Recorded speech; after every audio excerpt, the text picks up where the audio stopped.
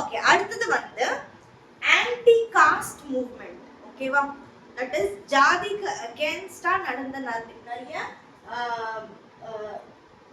Movements. ஓகேவா, Jyotiba Phule. Okay, Jyotiba Phule. Jyotiba Govindrao Phule was born in 1827 in Maharashtra. Phule இப்போ ரீசெண்டா ஒரு movie வந்திருக்கு, இது மேல உங்களால பார்க்க முடிஞ்சதுன்னா நீங்க பாருங்க, ரொம்ப நல்லா இருக்கு. Phule is chiefly known as the earliest leader of non-Brahmin movement, that is Brahmins-க்கு அகேன்ஸ்டான ஒரு மூவ்மெண்ட்ல இவர்தான் வந்து ஹீரோவா இருந்திருக்காரு. He opened the first school for untouchables. ஓகேவா, in 1852 in Pune. ஓகேவா, இவர் வந்து தீண்டாமை பிராக்டிஸ் பண்றது வந்து இவருக்கு சுத்தமா அதுக்கு அகேன்ஸ்டா இருந்தாரு. He launched the Satyasodhak Samaj. Sodak அப்படின்னா the Truth Seekers Society. ஓகேவா, சத்தியத்தை தேடுற சொசைட்டி, அந்த மாதிரி ஒரு சமாஜ வந்து இவர் வந்து லான்ச் பண்ணாரு in 1870 to stir the non-Brahmin masses to self-respect and ambition. So அந்த டைம்ல வந்து நிறைய பிராமின்ஸோட டாமினன்ஸ் தான் அதிகமா இருந்தது. பிராமின் தான் வந்து சுப்பீரியர், அந்த மாதிரி ஒரு ஐடியாலஜி இருந்துச்சு. அந்த ஐடியாலஜிக்கு அகேன்ஸ்டா செல்ஃப் ரெஸ்பெக்ட்காக இவர் தான் வந்து ஃபைட் பண்ணாரு. Phule opposed child remarriage and supported widow remarriage. Child marriage வந்துட்டு அவர் என்ன பண்ணாரு, அப்போஸ் பண்ணாரு. widow remarriage வந்து சப்போர்ட் பண்ணாரு, which was prohibited particularly among the high class Hindus. ஓகேவா, so high class Hindusக்கு அகேன்ஸ்டா இவர் வந்து வேலை பார்த்திருக்காரு. Jyotiba and his wife Savitribai Phule devoted their entire lives for the uplift of depressed classes. தாழ்த்தப்பட்ட மக்களுக்காகவே அவங்க வாழ்க்கையெல்லாம் இவங்க வந்து செலவழிச்சிருக்காங்க அப்படின்னு சொல்றாங்க.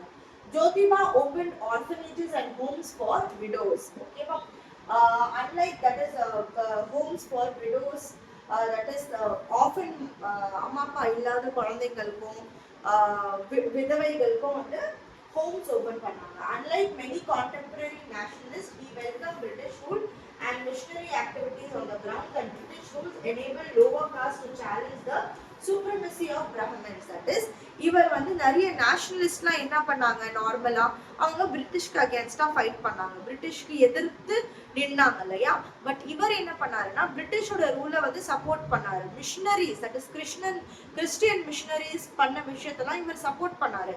ஏன் அப்படின்னு கேட்டா அவர் என்ன சொன்னாருன்னா, தாழ்த்தப்பட்ட மக்களுக்கு வந்து இந்த வெஸ்டர்ன் எஜுகேஷன், இங்கிலீஷ் எஜுகேஷன் என்ன பண்ணுதுன்னா ஸ்ட்ரென்த் கொடுக்குது. நம்ம சொசைட்டில இருக்கிற பிராமின்ஸ்க்கு அகேன்ஸ்டா நிக்கிறதுக்கு வந்து வெஸ்டர்ன் எஜுகேஷனும் இந்த பிரிட்டிஷ் ரூல்ஸும் வந்து ஹெல்ப் பண்றாங்க அப்படின்னு சொல்லியிருக்காரு. Then his work, that is Gulamgiri, is an important text that summarizes many of his radical ideas. So அவர் யோசிச்சு வச்ச ஐடியாஸ்லாம் வந்து இந்த புக்குக்கு குலாம்கிரியில இருக்கு. His work Gulamgiri is an important text that summarizes many of his radical ideas. Same point repeat ஆயிருக்கு. ஓகேவா, அடுத்தது வந்து Narayana Guru. Okay, born to poor parents in Kerala, Narayana Guru 1854 ல இருந்து 1928 வரைக்கும் evolved into a poet and scholar in Malayalam, Tamil and Sanskrit. So Narayana குரு வந்துட்டு ஒரு poet and scholar-ஆ இருந்தாங்க Tamil, Malayalam and Sanskritல. In his days, the poor people of depressed classes had no access to temples, streets, public tanks and wells and educational institutions. So அவங்க டைம்ல வந்துட்டு யாருக்கு depress தாழ்த்தப்பட்ட மக்களுக்கு வந்து என்ன பண்ண கோவில்களுக்கு போறதுக்கு பெர்மிஷன் கிடையாது, தெருவுல நடக்கிறதுக்கு பெர்மிஷன் கிடையாது, பப்ளிக் டேங்க்ஸ்ல தண்ணி குடிக்க பெர்மிஷன் கிடையாது. ஓகேவா, எஜுகேஷனல் இன்ஸ்டிடியூட் ஸ்கூலுக்குலாம் போறதுக்கு அனுமதி கிடையாது. இதெல்லாம் வந்து அவருக்கு ரொம்ப ட்ரபிளிங்கா இருந்தது. அதனால அவர் என்ன பண்ணிருக்காங்கன்னா, men and women belonging to lower castes were not allowed to wear the upper garments, that is கீழே மட்டும்தான் நீங்க தோத்தியா கட்டணும், மேல எந்த துணியும் போடக்கூடாது அப்படின்னு சொல்லி ரூல்ஸ் கொண்டு வந்திருக்காங்க. disturbed by terrible caste irony, that is இதெல்லாம் வந்து அவருக்கு பிடிக்கல சுத்தமா, ரொம்ப mentally disturbing இருக்குது. That the lower caste people suffered, he dedicated his whole life for betterment of the oppressed. So அவரோட எல்லா வாழ்க்கையினாலையும் அவர் வந்து தாழ்த்தப்பட்ட மக்களுக்காகவே செலவழிச்சிருக்காரு அப்படின்னு சொல்றாங்க. He set up the Sri Narayana Dharma Paripalana Yogam, an organization to work for the upliftment of the deprived classes. So இந்த யோகம் வந்து அவரோட யோகம் தான், ஸ்ரீ நாராயண தர்ம பரிபாலன யோகம். He established a grand temple at Aruvipuram and dedicated it to all. So Aruvipuramல ஒரு பெரிய டெம்பிள் வந்து கட்டி அவர் வந்து எல்லாருக்கும் வந்து டெடிகேட் பண்ணியிருக்காரு. ஓகேவா? அடுத்தது his movement inspired a radical transformation of Kerala society. So கேரளால வந்து இவர் பண்ண விஷயத்துல இவரோட மூவ்மெண்ட்ஸ்னால ஒரு நல்ல ஒரு சேஞ்ச் தெரிஞ்சது அப்படின்னு சொல்றாங்க. Especially among the Ilavas, thinkers and writers such as Kumaran Asan and Dr. Palpu were influenced by his ideas and carried forward the movement. So கேரளால வந்து இவர் ரொம்ப ஃபேமஸா இருந்தாரு. இவரோட ஐடியாஸ் வந்துட்டு நிறைய எழுத்தாளர்கள் திங்கர்ஸ்லாம் வந்து இவரோட ஐடியாஸ்னால ரொம்ப இன்ஃப்ளூயன்ஸ் ஆகிருக்காங்க. அந்த எழுத்தாளர்கள் யார் அப்படின்னு பாத்தீங்கன்னா குமரன் ஆசான் அண்ட் டாக்டர் பல்பு. ஓகேவா? அடுத்தது பாத்தீங்கன்னா Ayyankali. Okay, 19th century Kerala region was plagued by caste discrimination of worst kind. So 19th centuryல வந்து ஒரு வஸ்டான caste discrimination இருந்தது. Certain social groups were not only considered untouchable, were also unseeable. அம்மா, பார்க்க untouchables மட்டும் கிடையாது, பார்த்தாலும் தப்பு அப்படின்னு சொல்லிட்டு ஒரு சில குரூப்ஸ்க்கு வந்து அப்படியே ட்ரீட் பண்ணாங்களாம். தட் இஸ் தொட்டா மட்டும் தப்பு கிடையாது, அவங்கள பார்த்தாலும் தப்பு, unseenables கூட ட்ரீட் பண்ணிருக்காங்க. However, the stringent campaigns by thinkers such as Narayana Guru and Iyengar in the context of larger political and economic changes urged in tremendous social changes. So இந்த மாதிரியான social reformersனால, that is Narayana Guru, Iyengar, இந்த மாதிரியான social reformersனால இந்த மாதிரி ஒரு society where you have untouchables, unseeable, அந்த மாதிரிலாம் discriminate பண்ற ஒரு சொசைட்டில ஒரு நல்ல சேஞ்ச் வந்தது அப்படின்னு சொல்றாங்க. Okay, economic changes unshered in tremendous social changes. That is இவங்க பண்ண நிறைய பொலிட்டிக்கல் எகனாமிக் சேஞ்சஸ்லாம் வந்து இந்த மாதிரி இவங்க தான் கொண்டு வந்ததுனால அந்த சொசைட்டில வந்து நிறைய நல்ல சேஞ்சஸ் நடந்தது அப்படின்னு சொல்றாங்க. எஸ்பெஷலி எந்த சிஸ்டம்ல, காஸ்ட் சிஸ்டம்ல நிறைய சேஞ்சஸ் நடந்தது அப்படின்னு சொல்றாங்க. Okay, Iyengar was born in 1863 in Vendanur in Thiruvananthapuram. Then in the அப்போ வந்து princely state of Travancore இருந்தது. The discrimination faced as a child turned him into a leader of an anti-caste movement. And so இவர் சின்ன வயசுல இருக்கும்போது இவரை வந்து அந்த மாதிரி வந்து ட்ரீட் பண்ணாங்க, டிஸ்கிரிமினேட் பண்ணாங்க. ஓகேவா? அது அவரோட மைண்ட்ல உட்கார்ந்து அவர் வளர்ந்ததுக்கு அப்புறம் இந்த மாதிரியான ஆன்டி காஸ்ட் மூவ்மெண்ட்க்கு அவர் லீடரா இருந்திருக்காரு. And who later fought for basic rights including access to public spaces and entry into the schools. So schools குள்ள போகிறதுக்கு அனுமதியும் பப்ளிக் ஸ்பேசஸ்க்கு போகிறதுக்கு அனுமதியும் வந்துட்டு இவர் வந்து ஒரு ஆன்டி காஸ்ட் மூவ்மெண்ட்ஸ்ல லீடரா இருந்து வாங்கியிருக்காரு அப்படின்னு சொல்றாங்க. Iyengar challenged many caste conventions such as clothing style. He wore clothes associated with upper caste. Okay, upper caste people எப்படி ட்ரெஸ் பண்ணுவாங்களோ அந்த மாதிரி ட்ரெஸ்ஸிங் அவரும் பண்ணாரு. Okay, that were prohibited for lower caste. He rode on an ox cart challenging the ban on untouchables from accessing public roads used by caste Hindus. So வந்து என்னென்ன upper caste Hindus என்னென்ன பண்ணக்கூடாது lower caste people அப்படின்னு சொல்லியிருக்காங்களோ அதெல்லாம் இவர் பண்ணி காட்டினாராம். ரோட்ல போகக்கூடாதுன்னா அந்த ரோட்ல அவர் ஆக்ஸ் மேல ஏறி சேலஞ்சிங்கா போயிருக்காரு. upper caste people ட்ரெஸ் பண்ண மாதிரி இவரும் ட்ரெஸ் பண்ணிட்டு போயிருக்காரு அப்படின்னு சொல்றாங்க. Okay, inspired by Sri Narayana Guru, Iyengar founded the Sadhu Jana Paripalana Sangam, Association for Protection of the Poor in 1907. இந்த அசோசியேஷன்ஸ் யார் ஃபார்ம் பண்ணாங்க, அதோட கோல் என்ன, அந்த ஃபவுண்ட் பண்ண இயர் என்ன, இதெல்லாம் வந்து ரொம்ப இம்பார்ட்டன்டான questions, which campaigned and raised funds to educate the lower class Pulaya people. So இந்த அசோசியேஷன் வந்து கேம்பெயின் பண்ணி நிறைய ஏழையான மக்களுக்கெல்லாம் வந்துட்டு காசு கலெக்ட் பண்ணி கொடுத்தாங்க. அதுக்கப்புறம் இஸ்லாமிக் ரெஃபார்ம்ஸ்லாம் என்ன நடந்தது அப்படின்னு பார்த்தீங்கன்னா, after the separation of the great revolt of 1857க்கு அப்புறமா Indian Muslims look to western culture with suspicion.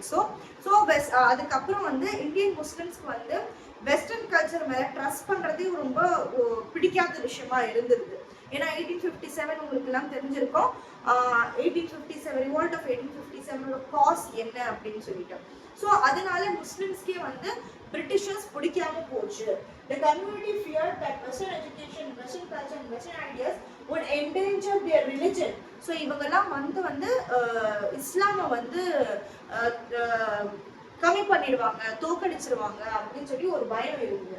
Therefore, only a small section of Muslims accepted the new avenues for modern education. So modern education வந்து அவ்வளவா முஸ்லிம்களுக்கு வந்து பிடிக்கல அப்படின்னு சொல்றாங்க. Consequently, Indian Muslims as a community lagged behind in comparison to the Hindu elite of various parts of India. So இந்த ideology வந்து முஸ்லிம்ஸ்ல இருந்ததுனால, தட் இஸ் வெஸ்டர்ன் கல்ச்சர்னாலே தப்பு அப்படின்னு சொல்லி அந்த ஐடியாலஜிஸ் முஸ்லிம்ல இருந்ததுனால முஸ்லிம் மக்கள் வந்து ஹிந்து பீப்புள் வந்து ஹிந்து இலைட்னா அப்பர் கிளாஸ் ஹிந்து பீப்புள் வந்து ரொம்ப வெஸ்டர்ன் எஜுகேஷன்ல இன்ஃப்ளூயன்ஸ் ஆகி நிறைய இங்கிலீஷ்லாம் படிச்சிருந்தாங்க.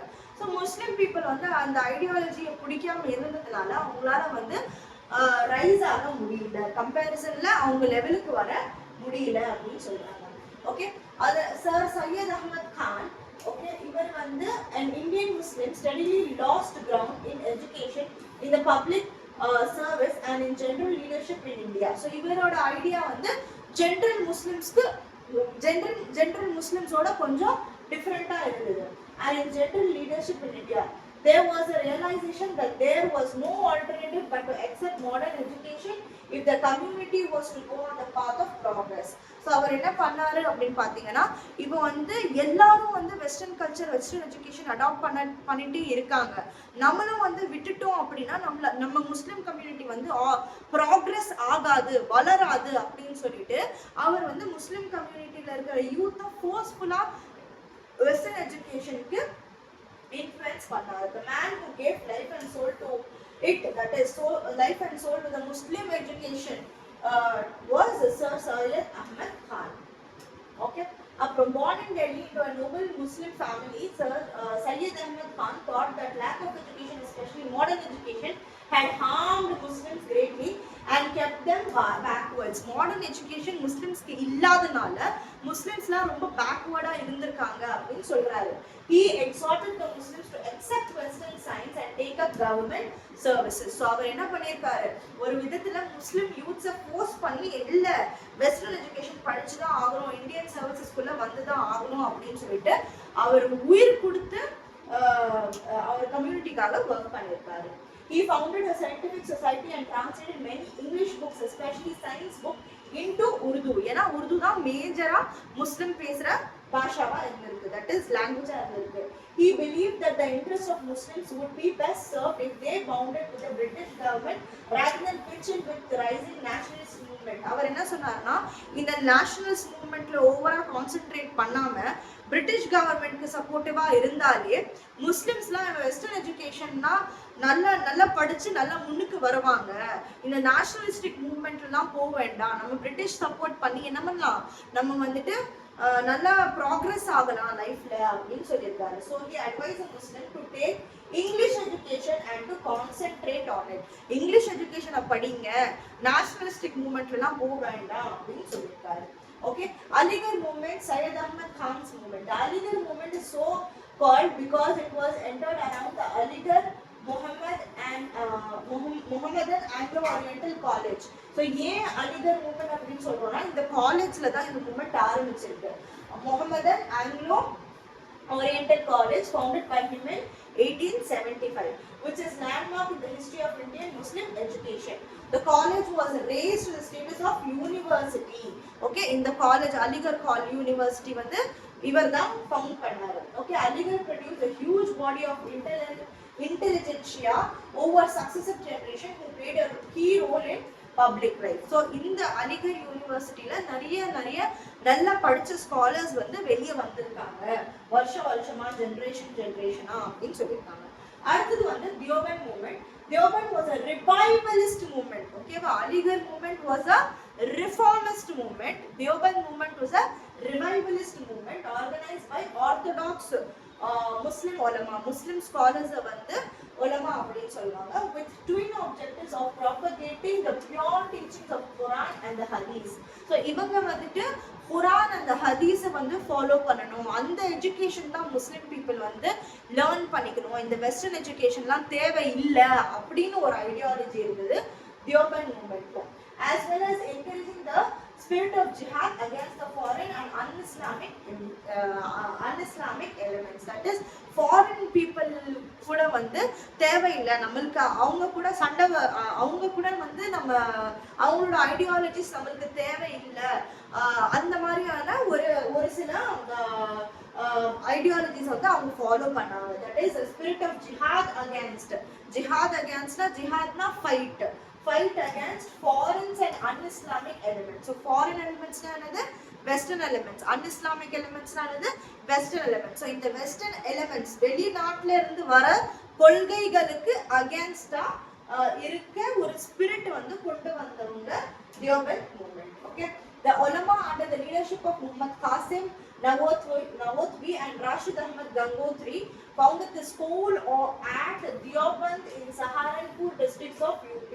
So இவங்க தான் வந்து தியோபண்ட் மூவ்மெண்டோட ஹெட்டா இருந்தாங்க, ஹெட் உலமாவா இருந்தாங்க. இவங்க வந்து தியோபண்ட் ஸ்கூல் அப்படின்னு ஒரு ஸ்கூல் வந்து சஹாரன்பூர்ல யூபில ஓபன் பண்ணாங்க in 1866.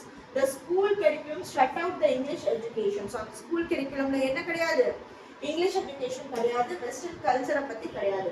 The instruction imparted was original Islamic religion and aim was moral and religious regeneration of Muslim society. So Quran and சுன்னத்தை பத்தி மட்டும்தான், குரான் அண்ட் ஹதீஸை பத்தி மட்டும்தான் வந்து அவங்க சொல்லி கொடுத்தாங்க தவிர வெஸ்டர்ன் எஜுகேஷன், இங்கிலீஷ் எஜுகேஷன் அவங்க வந்து வெளியில எடுத்து போட்டாங்க. The Deoband school did not prepare its students for government job but for preaching of Islamic faith. So அவங்க வந்துட்டு கவர்மெண்ட் ஜாப்லாம் தேவையில்லை, நம்ம மதத்தை மட்டும் படிக்கலாம் அப்படின்னு ஒரு ஐடியாலஜி இருந்த ஒரு movement.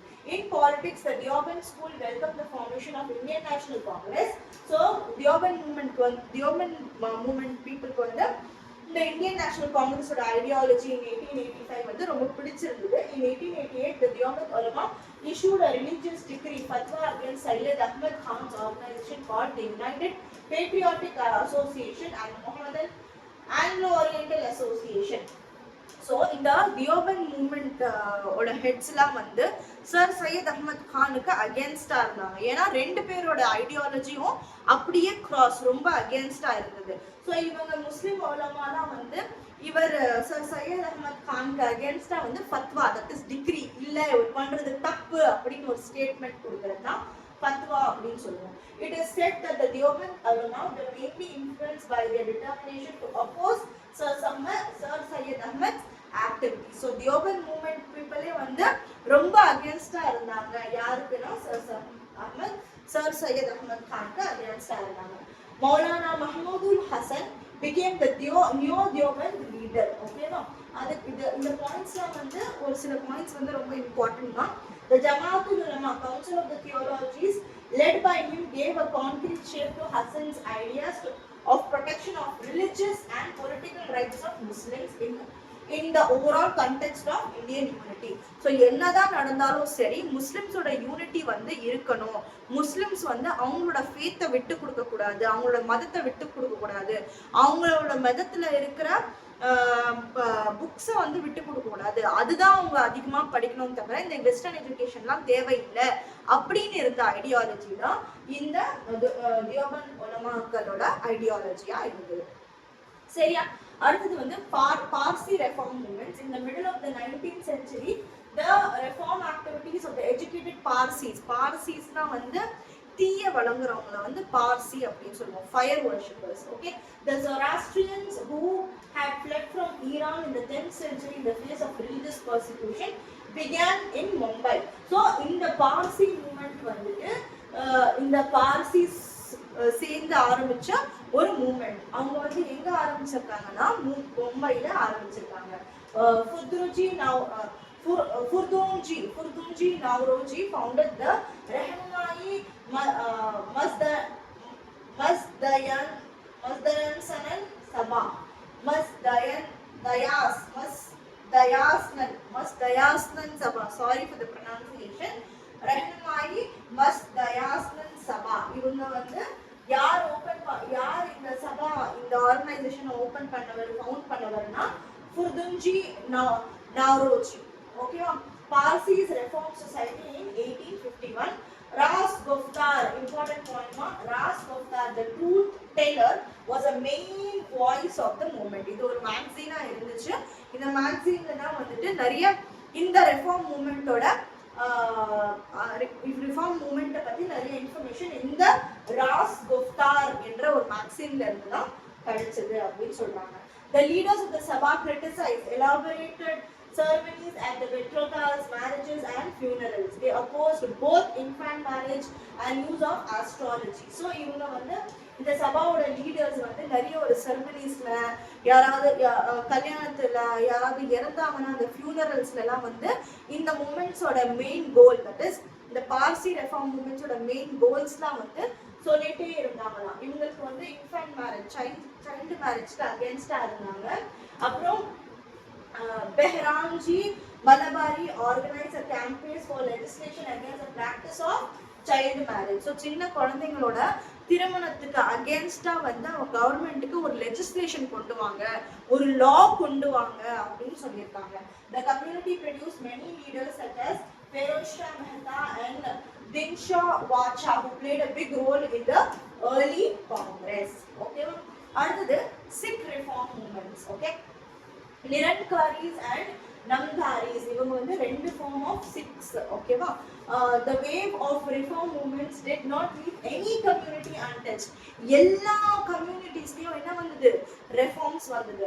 Among the Sikhs of Punjab too there were attempts to reform. Baba Dayal Das, founder of Nirankari movement, stressed the worship of God as Nirankar, formless, that is உருவம் இல்லாம கடவுளை வழங்க ஆரம்பிச்சாங்க. யார் அப்படின்னு பாத்தீங்கன்னா பாபா தயால் தாஸ். ஓகேவா? அடுத்தது rejection of idol, rejection of ritual associated with idolatry, reverence for the authority of Guru Nanak and of the Adi Granth formed the essence of his teaching. So அவர் என்ன பண்ணாரு? உருவம் இல்லாத கடவுளை வழங்கணும் அப்படின்னு சொன்னாரு. அதுவும் இல்லாம வந்து குருநானக்கு ஒரு ஸ்பெஷல் ரெஃபரன்ஸ் கொடுத்திருக்காரு. and of the Adi Granth formed the essence of his teaching. So குருநானக்கு ஒரு ஹை ப்ரிஃபரன்ஸ் கொடுத்திருக்காரு. அதெல்லாம் வந்து அவங்களோட மதத்தோட டீச்சிங்ஸோட இம்பார்ட்டன்ட் டீச்சிங்ஸா இருந்திருக்கு. he reiterated the prohibition of meat eating, that is non-veg சாப்பிடுறது அவங்கள prohibited. ஓகே, அலவுட் கிடையாது. and liquor consumption, ஓகேவா, ஆல்கஹால் குடிக்கிறதும் அவங்களோட மதத்துல restricted, not allowed.